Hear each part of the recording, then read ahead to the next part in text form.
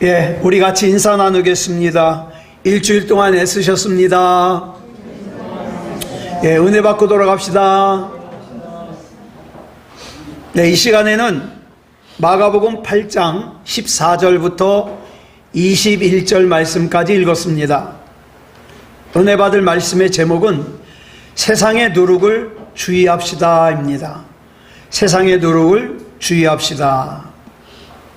오늘 본문을 보면 예수님께서 제자들과 함께 배를 타고 갈릴리를 건너고 계셨습니다. 그런데 제자들이 깜빡 잊고 떡을 가져오질 않았어요. 그 떡이 하나밖에 없어요.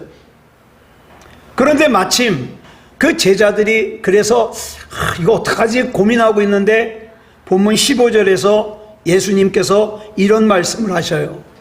줄친 것만 읽어보겠습니다. 시작. 삼가 바리새인들의 누룩과 헤롯의 누룩을 주의하라. 그랬더니 도둑이 제발저리다고 제자들이 생각하기를 아이고 예수님께서 우리가 떡을 안 가져온 걸 아시고 이 말씀을 하시는구나 이렇게 생각했어요. 그러자 예수님께서 그런 제자들의 생각을 아시고 본문 17절부터 19절까지 이렇게 말씀하셔요. 같이 읽겠습니다. 시작. 너희가 어찌 떡이 없으므로 수군거리느냐? 아직도 알지 못하며 깨닫지 못하느냐? 너희 마음이 둔하냐? 너희가 눈이 있어도 보지 못하며 귀가 있어도 듣지 못하느냐? 또 기억하지 못하느냐? 내가 떡 5개를 5,000명에게 떼어줄 때에 조각 몇 바구니를 거두었더냐? 그랬더니 이 제자들이 뭐라고 대답해요? 줄친 것만 시작. 12이니이다 이렇게 대답해요.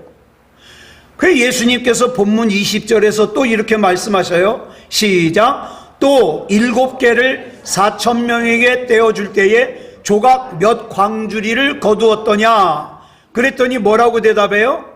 줄친 것만 시작. 7이니이다.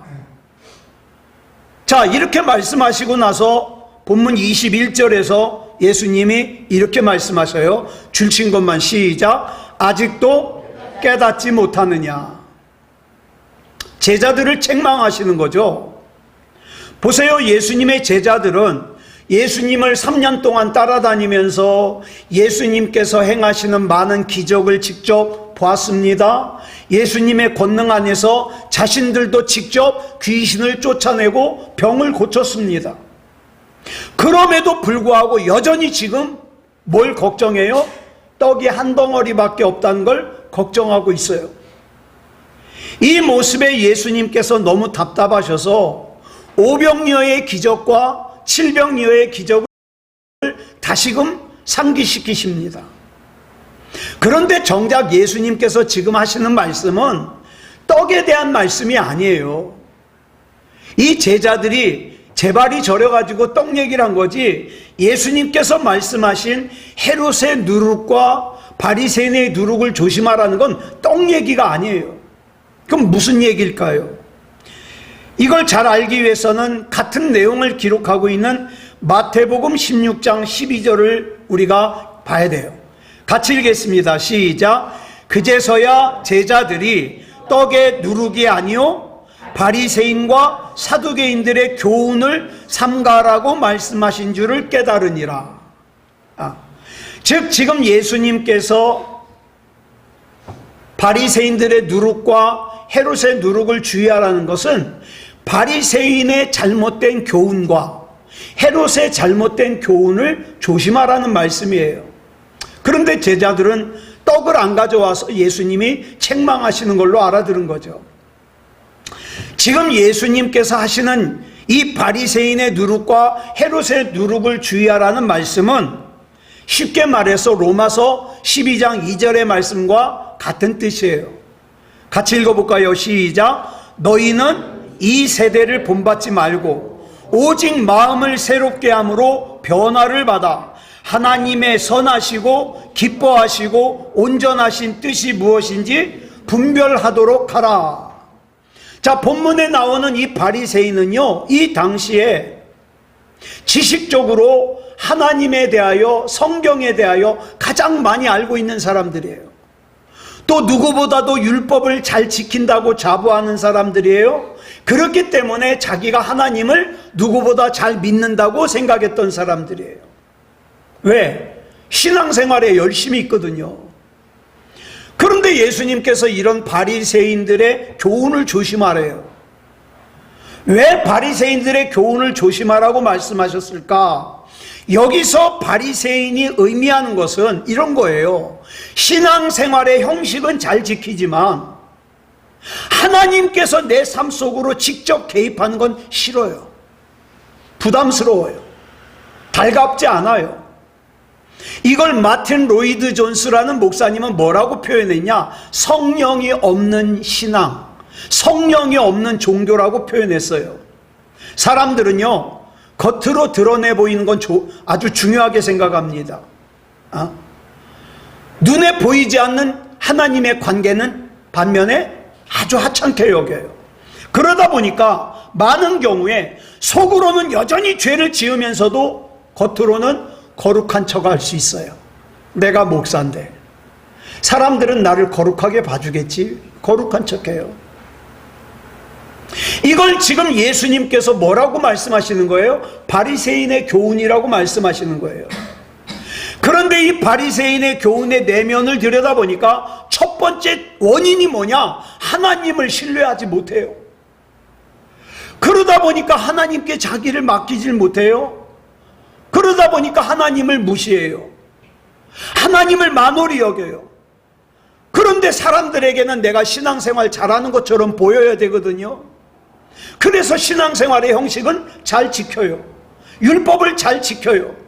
그래서 자기가 신앙생활을 잘하고 있다고 자기가 자기도 속이고 다른 사람도 속이는 거예요. 이게 바리새인의 교훈이에요. 그러면 헤롯의 교훈은 뭘까요? 헤롯은 이스라엘의 분봉왕 아닙니까? 세상의 성공과 권력을 쫓는 사람을 말해요. 그래서 헤롯의 교훈이란 세상에서 권력을 쥐고 그 다음에 권세를 쥐고 그 다음에 재물을 쥐는 거예요. 여러분, 세상적으로나 육체적으로 우리가 성공했다고 생각하는 거 있잖아요. 아, 저 사람은 성공했어. 그런 걸 지향하는 거죠. 여전히 나 돈 많이 쌓아놓고 싶어. 나한테 돈이 이만큼 있는데 나 이거 가지고 안심 못해. 더 많이 쌓아놔야 돼. 좋은 옷 입고 싶어.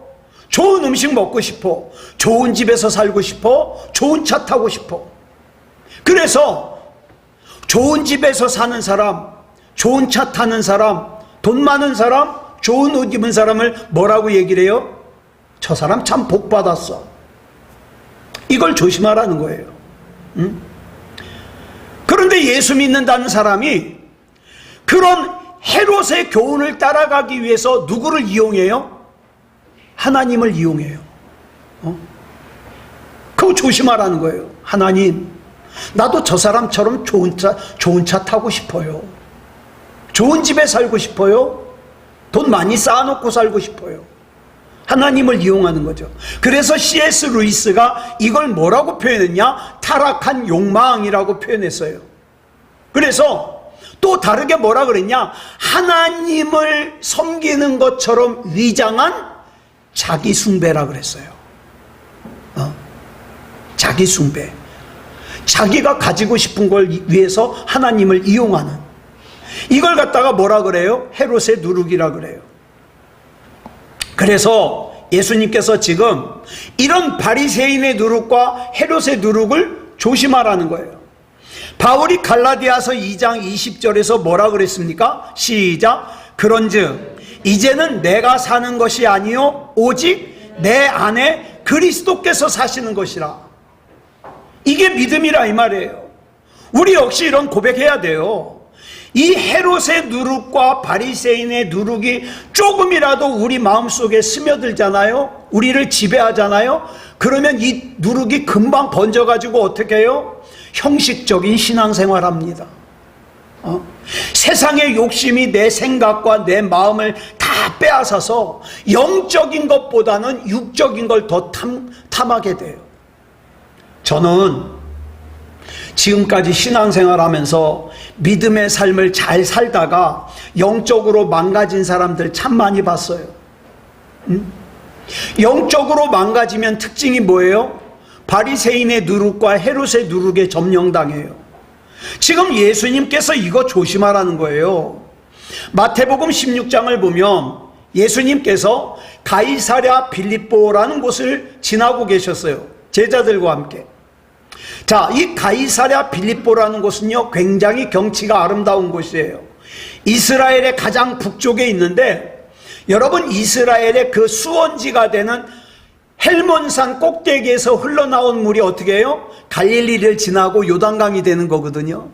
자, 그런데 그 헬몬산 산기슭 해발 약 345m에 이 가이사랴 빌립보가 있어요.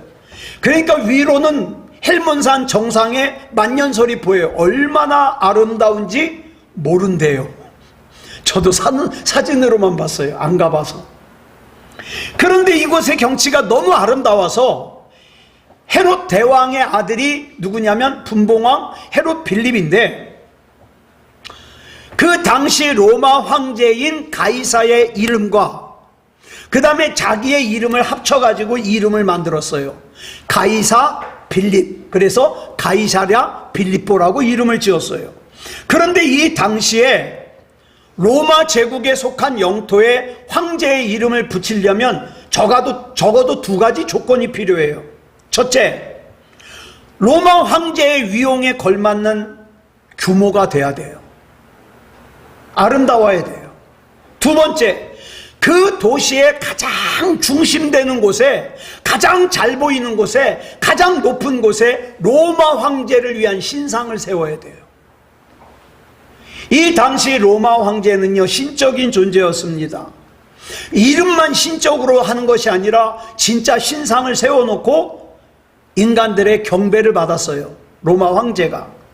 그러므로 분봉왕 헤롯 빌립이 건설한 그 도시에 가이사라는 이름과 빌립이라는 이름을 합쳐서 가이사랴 빌립보라고 이름을 지었다는 것은 적어도 뭐예요? 이곳이 두 가지 조건을 만족한다는 거예요. 첫째, 아름다워요. 둘째, 가장 잘 보이는 곳에 헤롯의 신전이 있어요. 가이사의 신전이 있어요. 로마 황제. 자, 그런데 이 화려한 도시인 가이사랴 빌립보에 비하면 가난한 촌동네에서 온 예수님과 제자들의 몰골을 한번 보세요. 얼마나 초라할까요? 예? 유행과는 동떨어진 아주 그냥 옷이니까 입은 거예요. 옷이니까. 멋있으라고 입은 게 아니라. 비유하자면 강남 한복판에 정말 막 사람들이 세련된 옷을 입고 다니는데 막 찢어지고 무릎 나온 추리닝 다 낡은 거 입고 서 있다고 생각해 봐요. 얼마나 초라하겠습니까? 그런데 마가복음 8장 21절을 보면 그 화려한 곳에서 그 초라한 몰골을 하고 있는 가운데 예수님께서 제자들에게 이렇게 물으셔요.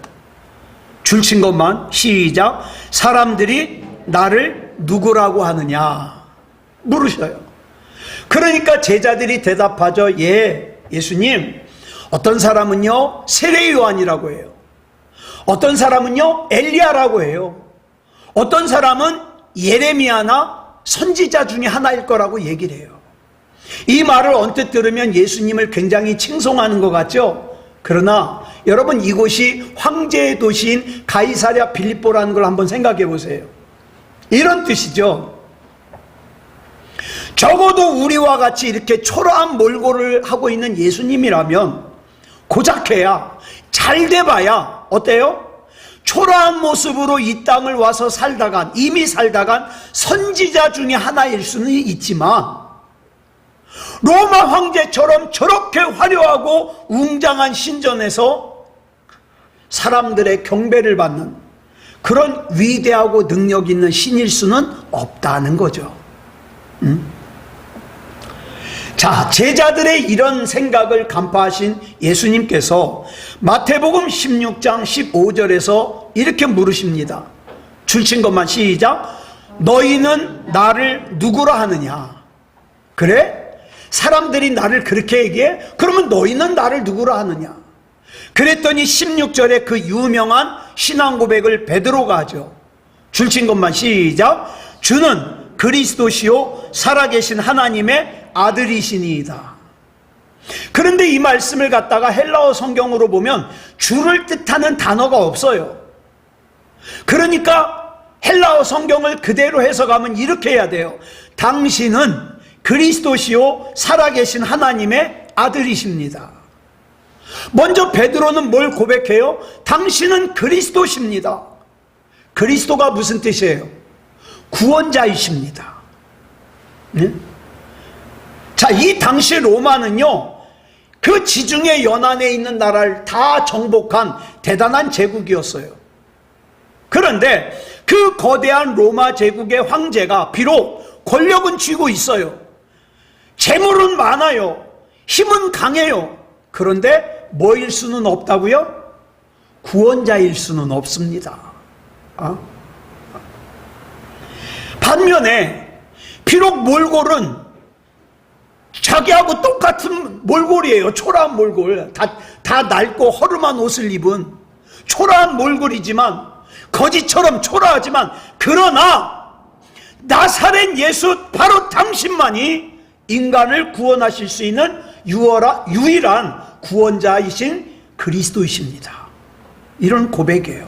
얼마나 대단한 고백입니까? 자, 여러분은 우리 주님을 뭐라고 고백하십니까? 진짜 나의 주인이에요? 진짜 나의 전부예요?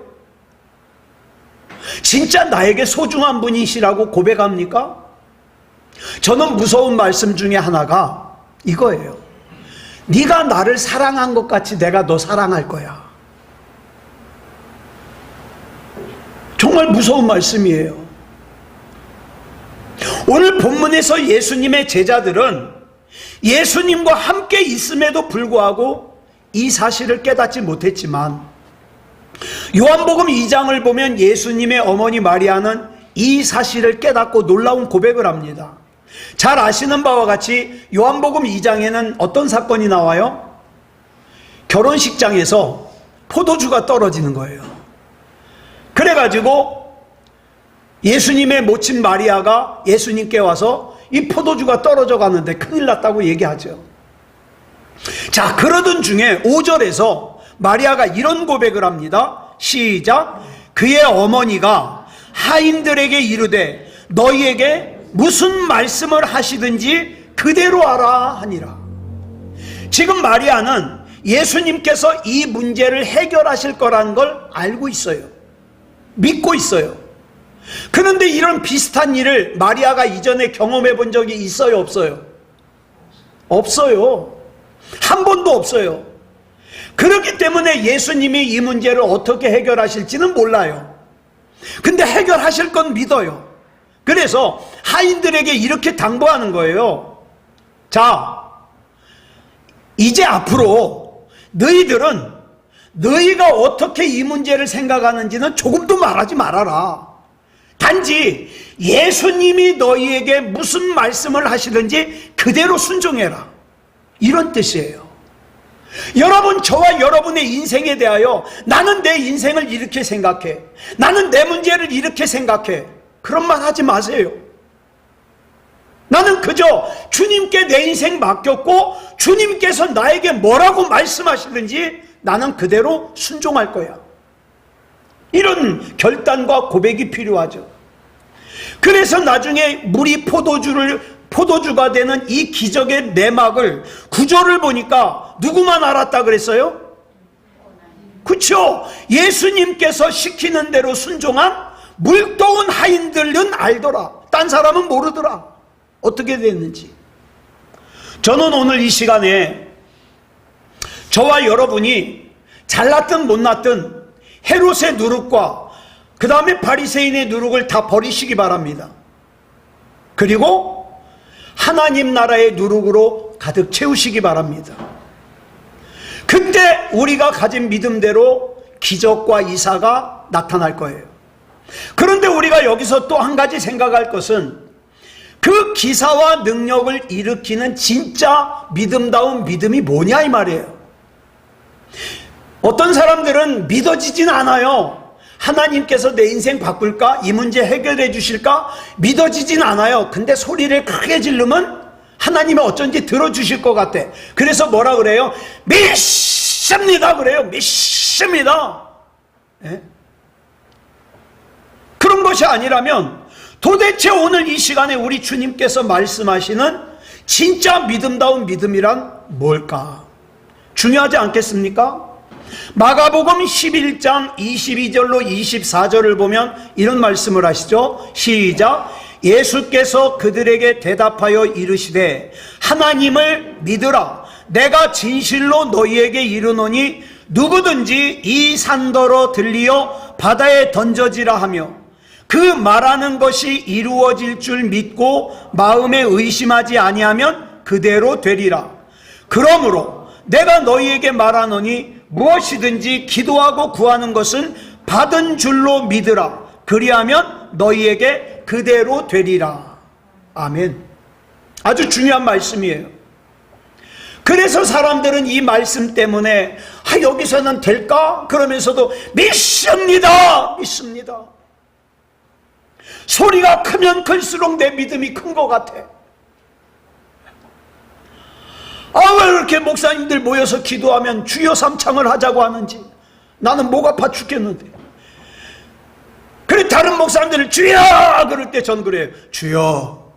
그래도 들리시죠? 주여. 그런데 문제는 그렇게 믿는다고 크게 외치는데도 불구하고 아무 일도 안 일어날 때 시험 들어요. 나 크게 외쳤는데 왜 그럴까? 우리가 가지고 있는 믿음에 무슨 문제가 생긴 걸까요? 그렇다면 예수님이 말씀하시는 믿음이란 어떤 믿음이고 예수님이 진짜 원하시는 믿음이란 도대체 어떤 믿음일까? 그것이 오늘 본문 22절에 자 보세요. 마가복음 11장 22절을 보니까 이렇게 말씀하시죠. 시작. 예수께서 그들에게 대답하여 이르시되 하나님을 믿으라 그랬어요. 하나님을 믿으라. 이걸 영어 성경을 보니까 이거 NIV 영어 성경이거든요. 하나님을 믿으라를 어떻게 번역을 했느냐? Have faith in God. 이거 그대로 해석하면요, 하나님 안에 있는 믿음을 가져라예요. 하나님 안에 있는 믿음. 하나님 안에 있는 믿음이 어떤 믿음이에요? 하나님의 믿음이죠. 여러분, 내 믿음 가지고는 부족해요. 저와 여러분 하나님의 믿음 가져야 돼요. 그냥 막연히 잘 될 거라는, 언젠간 해결될 거라는, 부자가 될 거라는, 병이 나을 거라는, 상황이 좋아질 거라는 막연한 나의 믿음을 가지라는 말이 아니라 확실한 믿음인 말씀으로 천지를 창조하신, 없는 무에서 유를 창조하신 그 하나님의 믿음을 가지라는 거예요. 하나님의 믿음을. 단순히 잘 될 거야 라는 긍정적인 생각은 신념이지 믿음이 아니에요. 여러분, 이 신념을 믿음으로 착각하는 사람들이 많아요. 한때 오래전에 조엘 오스틴이라는 목사님이 쓰신 긍정의 힘이라는 책이 우리나라에서 엄청났어요. 엄청났어. 근데 이 책을 보면요, 이 조엘 오스틴이라는 목사님이 잘생겼더라고요. 긍정적인 생각을 강조해요. 긍정적인 생각 중요합니다. 여러분, 긍정적인 생각 가져야 돼요. 그런데 여러분, 기억하세요. 긍정적인 생각은 어디까지나 긍정적인 생각이지 믿음이 아니에요. 그걸 착각하면 안 돼요. 혼동하면 안 돼요. 믿음이 뭔지 아십니까? 아까 have faith in God에서 in God이 있어야 돼요. 하나님을 떠난 긍정적인 생각은 믿음이 아니에요. 하나님 안에서. 하나님 안에서. 하나님 안에 있을 때 진짜 믿음인 거고, 하나님 안에 있을 때 진짜 능력이 나타나는 거예요. 단순히 나 혼자 잘 살기 위해서 하나님 나도 큰 집에 살아보고 싶어요. 나 좋은 거 먹고 싶어요. 나 좋은 차 타고 싶어요. 그래가지고 하나님 앞에 구한 건 사실 믿음이라기보다는 어디에 더 가까울까요? 헤롯의 누룩에 더 가까워요. 헤롯의 누룩에. 그러면 무엇이 하나님의 믿음인가? 간단해요. 하나님의 말씀에 내 믿음을 더하면 하나님의 믿음이에요. 그래서 하나님 말씀을 읽자는 거예요. 듣자는 거예요. 하나님의 말씀을 가까이 해야 하나님의 뜻이 뭔지를 알죠. 마가복음 11장 23절을 보니까 예수님께서 이렇게 말씀하시죠. 시작. 내가 진실로 너희에게 이르노니 누구든지 이 산더러 들리어 바다에 던져지라 하며 그 말하는 것이 이루어질 줄 믿고 마음에 의심하지 아니하면 그대로 되리라. 아멘. 여기서 말씀하시는 믿음은 어떤 상황에 따라서 내 욕심대로, 내 필요한 대로, 내 의지대로 끌어당기는 게 아니에요. 그럼 어떤 믿음이 하나님의 믿음이냐? 내 욕심을 이루는 것이 아니라 하나님의 말씀을 근거로 말씀을 읽을 때, 찬양할 때, 또 기도할 때 하나님께서 주시는 마음이 있어요. 나에게. 그 말씀을 믿으라 이 말이에요. 그래서 하나님의 믿음은 하나님의 말씀을 조명해 주시는, 조명이 뭐라 그랬죠? 빛을 비춰주는 거. 이 조명해 주시는 성령님의 감동이 있어야만 깨달을 수 있어요. IQ 아무리 높아도, 아무리 좋은 대학을 나왔어도 못 깨닫는 사람은 못 깨닫습니다. 이 하나님의 믿음은 내 느낌과 내 이성과 내 지식과 내 경험으로 믿을 수 있는 게 아니에요. 그렇다면 오늘 이 시간에 저와 여러분은 둘 중에 하나를 선택하셔야 됩니다. 뭘 선택하냐? 지금까지 그래왔던 것처럼 내 지식과 내 생각과 내 경험과 내 판단에 의해서, 거기에 근거해서 세상을 볼 것이냐, 아니면 하나님의 말씀만이 진리라는 걸 믿고 하나님의 말씀에 비추어서 세상을 볼 것이냐. 둘 중에 하나예요. 여러분이 만약에 하나님의 말씀이 진리라는 걸 믿는다면 이 시간 이후로 세상의 성공만을 추구하는 헤롯의 누룩과 신앙생활의 형식만 지키면서 정작 하나님께서 내 삶에 간섭하시는 것은 싫어하는, 관여하는 것은 싫어하는 바리새인의 누룩을 버려야 돼요. 그리고 그 자리에 하나님께서 원하시는 하나님의 누룩으로 가득 채워야 돼요. 그러면요, 놀라운 일이 생겨요. 내가 생각하는, 내가 그렸던 것보다 하나님은 더 좋은 것으로 인도하십니다. 네. 하나님께서 여러분 자신의 근거하는 생각에는 책임 안 지셔요. 그러나 하나님께서 하신 말씀과 하나님께서 하신 약속에 근거하는 인생은 하나님이 책임지셔요. 여러분의 몸이 여러분의 것이라면 여러분 자신이 책임져야 돼요.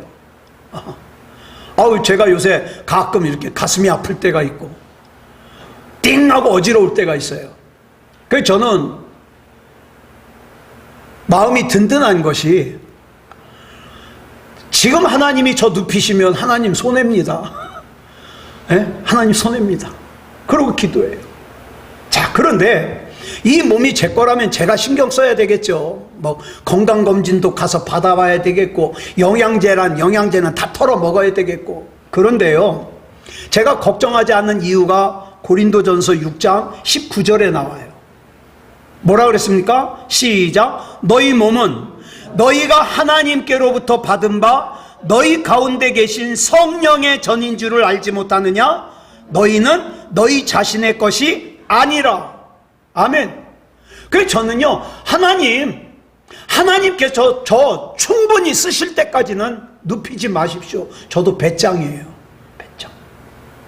그러나 주님과의 관계와는 상관없이 우리 속에 스며든 세상의 성공만을 추구하는 헤롯의 누룩과 신앙생활의 형식만 추구하면서 정작 하나님께서 내 인생에 개입하는 것은 싫어하는, 귀찮아하는 바리새인의 누룩은 우리가 많은 공력을 쌓아야만 은혜를 입을 수 있다고 속여요, 우리를.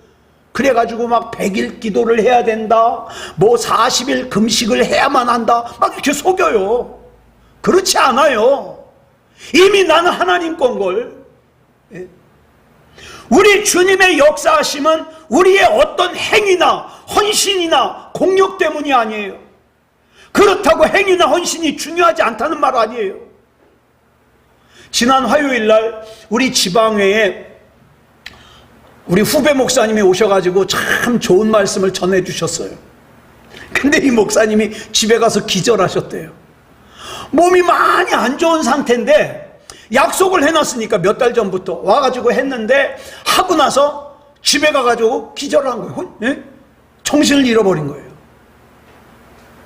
자, 어떻게 해야 그럴 수 있는가? 내 몸은 내게 아닌 걸 뭐. 저도 그렇게 생각해요. 하나님께서 사용하실 만큼 다 사용하시다가 다 사용하셨으면 그렇게 데려가셔도 된다고. 여러분, 우리가 진정 주님이 누구신지를 알면, 그래서 주님을 진정으로 사랑하면 주님의 뜻을 이 땅에 이루기 위해서 내가 누구보다도 조금 더 열심히 살아야 돼요. 누구보다도 조금 더 열심히 헌신해야 돼요. 그러니까 내가 지금 열심히 살고 열심히 헌신하는 게 하나님과 무슨 관계가 있는가 보자고요. 그러나 우리가 뭔가를 얻기 위해서, 어떤 소원을 이루기 위해서, 나는 이 소원을 이루기 위해서 열심히 예배드려, 나는 이 소원을 이루기 위해서 열심히 헌금해, 열심히 기도해, 그거는요 바리새인의 누룩과 헤롯의 누룩에 가깝다 이 말이에요. 우리가 아까 보았던 로마서 12장 2절을 NLT 영어 성경으로 보니까 첫 구절을 갖다가 이렇게 영어로 했어요. 뭔지 아시겠죠? 저는 콩글리시라 안 읽을게요. 이걸 갖다가 해석을 하니까 아래 내용이 나와요. 뭐라 그랬어요? 아래만 같이 읽겠습니다. 시작. 이 세상의 행위와 관습을 베끼지 말라. 베끼지 말라. 나는 하나님을 믿는다면서 세상 사람들이 좋아하는 거 똑같이 좋아해. 세상 사람들이 가는 길 똑같이 가려고 그래. 그거 베끼지 말라 이 말이에요. 다시 말해서 세상의 성공만을 추구하는 헤롯의 누룩과 신앙생활의 형식만 지키면서 정작 하나님이 내 삶에 개입하는 것은 부담스러워하는 바리새인의 누룩에 물들지 말라 이 말이에요. 왜? 그 다음에 이유가 나와요. 그 다음을 볼까요? 아래 것만 읽겠습니다. 시작. 내가 생각하는 방식을 변화시킴으로 하나님이 너를 새로운 피조물로 변화시키게 하라. 삶의 방식을 바꾸라는 거예요. 그래야 우리를 향하신 하나님의 뜻을 알 수 있어요. 이게 로마서 12장 2절의 말씀입니다. 그러면 우리는 어떻게 믿어야 될까요? 첫째, 저와 여러분의 생각의 방식을 버려야 돼요. 이걸 설명하는 말씀이 로마서 12장 2절일 뿐만 아니라 고린도후서 10장 4절로 5절에도 나와요. 표준 세번역 성경으로 보겠습니다. 시작. 싸움에 쓰는 우리의 무기는 육체의 무기가 아니라 하나님 앞에서 견고한 요새라도 무너뜨리는 강력한 무기입니다. 여기서 견고한 요새가 나오죠. 이 견고한 요새가 뭘까요? 내 마음이에요. 여러분, 내 마음 깨트리기 얼마나 힘든지 아세요? 하나님을 믿는다고 하면서도 여전히 이 세상의 방식대로 살고자 하는, 내 스스로의 힘으로 뭔가를 이루고자 하는, 나를 드러내고자 하는, 박수받고자 하는, 칭찬 듣고자 하는, 내 마음에 들지 않는 사람은 절대 용서할 수 없는 그 마음이 견고한 요새라고요. 그런데 성령님께서 그 견고한 요새를 무너뜨리길 원하셔요. 나의 이 견고한 요새, 다시 말해서 세상 사람들이 추구하는 헤롯의 누룩과 바리새인의 누룩을 똑같이 추구하면서 살고자 하는 이 딱딱하게 굳어진 마음, 성경에는 이걸 뭐라 그래요? 강팍하다 그러죠. 이 마음은 내가 영적인 전쟁에서 이겨야만 깨뜨릴 수 있어요. 이걸 왜 깨트려야 되느냐? 그 다음에 계속 나오죠. 시작. 우리는 궤변을 무찌르고 하나님을 아는 지식을 가로막는 모든 교만을 쳐부수고 모든 생각을 사로잡아서 그리스도께 복종시킵니다. 여기 보니까 궤변이 나와요. 궤변이 뭐예요? 상대편을 이론으로 이기기 위해서 상대편의 사고 생각을 혼란시키거나 감정을 격앙시켜서 거짓말을 진짜인 것처럼 꾸며대는 논법을 궤변이라고 그래요. 그러니까 중요한 게 뭐예요? 거짓말이에요. 이 궤변을 무찌를 수 있다고요. 그리고 하나님을 대적하여 하나님을 아는 지식을 가로막는 교만하게 높아진 내 생각을 쳐부술 수 있어요. 그리고 나의 모든 생각을 사로잡아 예수 그리스도께 복종시킬 수 있어요. 여러분, 저와 여러분 안에 지금도 깨져야 될 견고한 요새가 얼마나 많은지 몰라요. 그거 깨뜨리지 않으면 초대교회 신앙으로 돌아갈 수 없어요. 예수님이 우리에게 말씀하시는 믿음다운 믿음으로 돌아갈 수 없어요. 그럼 누가 그렇게 살 수 있느냐? 하나님의 믿음을 가지고 하나님의 누룩의 영향을 받으며 사는 사람만이 그렇게 살 수 있어요. 이렇게 사는 사람이 진짜 그리스도인이에요. 진짜 하나님의 백성이에요. 사랑하는 여러분, 정말 시간이 많지 않습니다. 시간이 많지 않아요. 저와 여러분이 믿음다운 믿음으로 살고 구원받을 만한 믿음으로 살고 생명책에 이름이 기록되는 믿음으로 살아. 언제라도 내가 개인적인 종말이 오기 전에 예수님이 먼저 재림하시든 아니면 그 안에 내가 개인적인 종말로 내가 하나님의 나라 가든 어쨌든 저와 여러분은 반드시 하나님 앞에 서야 되잖아요. 네. 이렇게 믿음다운 믿음으로 사는 저와 여러분이기를 그리스도 예수님의 이름으로 축복합니다. 기도하겠습니다. 사랑의 아버지 하나님, 감사합니다. 하나님의 은혜 가운데 인도하여 주셔서 이 시간 바리새인의 누룩과 헤롯의 누룩을 멀리하고 하나님의 누룩으로 우리를 채워야 함을 살폈습니다. 절대 쉽지 않습니다. 옆에 있는 사람들의 말도 다 세상의 누룩을 얘기합니다. 이 세상의 삶의 방식도 다 세상의 누룩을 얘기합니다. 하나님의 누룩을 따르면 사람들이 비웃습니다. 조롱합니다. 그러할지라도 믿음다운 믿음으로 살게 하시고 하나님 앞에 온전히 나아갈 수 있도록 인도해 주시옵소서. 얼마 남지 않은 이 세상 하나님 앞에 구원받을 만한 믿음으로 살게 하시고 반드시 생명책에 이름이 기록되게 하시고 내 사랑하는 사람들도 구원의 대열에서 이탈하여 벗어나지 않도록 하나님께서 지켜주시고 책임져 주시옵소서.